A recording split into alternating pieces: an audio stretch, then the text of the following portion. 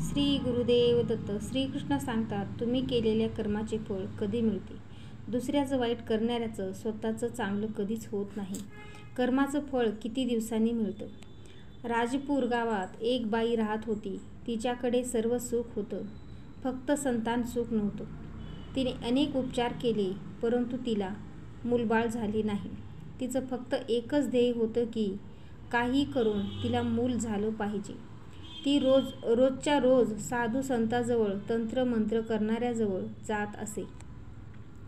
त्यांनी सांगितलेले सर्व उपाय ती करत असे, पण अजूनही तिला कशातही यश आलं नव्हतं. एका दिवशी एक तांत्रिकानं तिला सांगितलं की तू मंगळवारच्या रात्री कुणाच्या तरी घरात आग लावली तर तुला पुत्रप्राप्ती होऊ शकते. त्या स्त्रीच्या डोक्यात पुत्रप्राप्तीचा एवढं भूत चढलं होतं की तिने तांत्रिकाच्या सांगण्यानुसार तिच्या शेजारच्या एका घरात मंगळवारच्या दिवशी आग लावली. रात्रीची वेळ होती. कोणाला काहीच कळत नव्हतं की आग कोणी लावली. सुदैवानं त्या घरातील माणसे काही कामानिमित्ताने शेजारच्या गावी गेले होते. हे तिला माहीत नव्हते. त्या घरात जे काही होतं, धनदौलत, संपत्ती, पशु, सर्व काही जळून खाक झालं. गाय, म्हैस, बैल असे सर्वजण मिळून 8 प्राणी त्या आगीमध्ये जळाले गेले. सर्वांनी खूप हळहळ व्यक्त केली, पण कोणी केलं हे मात्र कोणालाच कळत नाही. काही दिवसानं त्या स्त्रीला पुत्रप्राप्ती झाली आणि अशा प्रकारे तिला एक एक करून 8 पुत्र झाले. आता ती 8 पुत्राची आई बनली होती. ती स्त्री आता खूपच आनंदित राहू लागली होती, परंतु तिचं हे कृत्य तिच्या सासऱ्याला माहीत होतं. त्याला माहीत होतं की हिने एका पाखंडी तांत्रिकाच्या सांगण्यावरून शेजारच्या घरात आग लावून निर्दोष 8 प्राण्यांना मारले होते.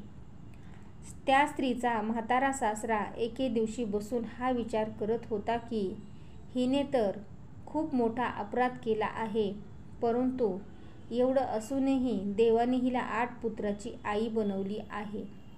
हिला खूप मोठा आनंद देवाने दिला. त्या आगीमध्ये बिचारे निष्पाप प्राणी मात्र जळून मेले होते. त्याचं काय दोष होतं? असं वाटतंय की देवाच्या घरात सुद्धा न्याय नाही. हळूहळू दिवस पुढे सरकू लागले तसे तिचे ते 8 पुत्र मोठे होऊ लागले आणि एक एक करून ती त्यांचं लग्न लावून देऊ लागली. मुलांचं जसं लग्न व्हायचं तसं तिच्या आनंदाला पाराच राहायचा नाही.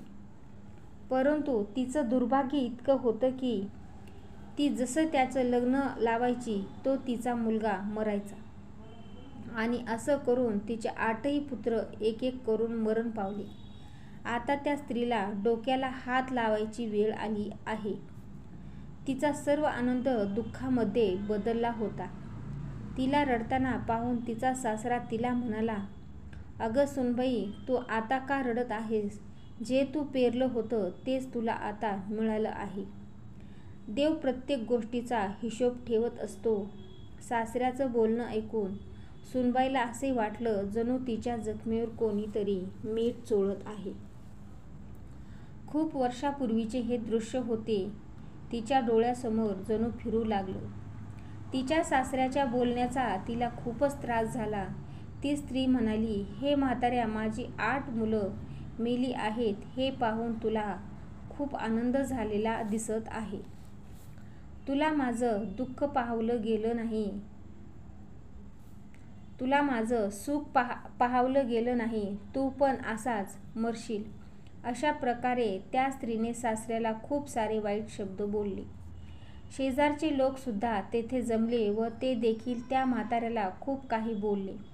तेव्हा तो म्हातारा म्हणाला, तुम्हाला माहीत नाही, तुम्हाला माझ्या बोलल्यावर खूप जास्त राग येत आहे, परंतु जेव्हा तुम्हाला या स्त्रीचं खरं रूप कळेल तेव्हा तुम्हाला सुद्धा हिचा खूप जास्त राग येईल.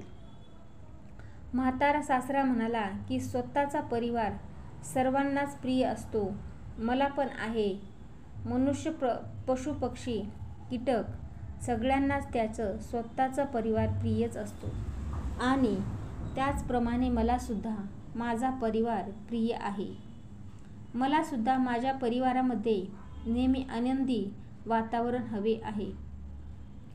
परंतु दुसऱ्यांना दुःख देऊन मला माझ्या परिवारामध्ये आनंद नको आहे. माझ्या या दृश्य सुनबाईनं पहापाखंडी तांत्रिकाच्या सांगण्यावरून एकाच्या घराला आग लावली आणि त्या घरामध्ये त्या माणसाचे 8 मुके प्राणी जळून मेले होते आणि तिचे 8 प्राणी हिच्या पोटी हेच पुत्र म्हणून जन्माला आले. आता तेच तिला दुःख देऊन पुन्हा स्वर्गवासी झाले. एखाद्याचे वाईट करून कधी कोणाला सुखाची झोप लागत नाही आणि जर लागली असेल तर ती किती दिवस. एके दिवशी जेव्हा देवाचा कोप त्यांच्यावर होतो तेव्हा त्यांनी जे काही केलं आहे ते व्याजासह त्याला फेडावे लागते. जर तुम्ही दुसऱ्याचा आनंद हिसकावून स्वतःला आनंदी करत असाल तर ही सर्वात मोठी चूक आहे. जर तुम्ही एखाद्याला नष्ट करून एखाद्याला मागे खेचून पुढे जाऊ इच्छिता तर ही तुमची सर्वात मोठी चूक आहे. तुम्ही तुमच्या ह्या मार्गामध्ये कधीही यशस्वी होऊ शकत नाहीत. आनंद वाटून वाढत असतो परंतु हिसकावून घेऊन तो कधीच वाढत नसतो. सृष्टीचा नियम आहे. परमात्मा सर्व काही पाहत आहे. प्रत्येकासोबत तेच घडत असतं जो तो दुसऱ्यासोबत वागला आहे. देवाचा न्याय थोडा उशिरा नक्की असतो पण तो कधीच चुकत नाही. आपले आयुष्य म्हणजे कर्माची शेती आहे.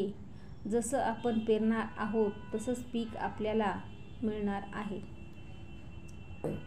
तसेच उगवणार आहे. दुसऱ्याचे वाईट करून कधी स्वतःचे भलं होत नाही. म्हणून नेहमी कर्म चांगले करा. श्री गुरुदेव दत्त.